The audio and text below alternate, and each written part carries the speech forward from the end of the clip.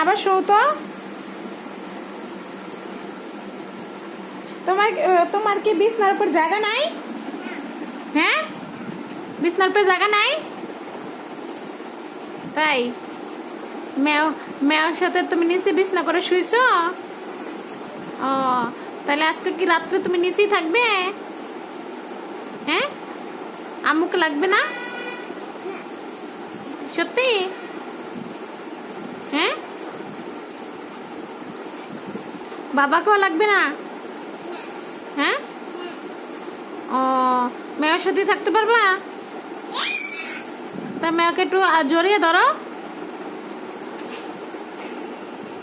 ভালো করে জড়িয়ে ধরো, আদর করে দাও তো।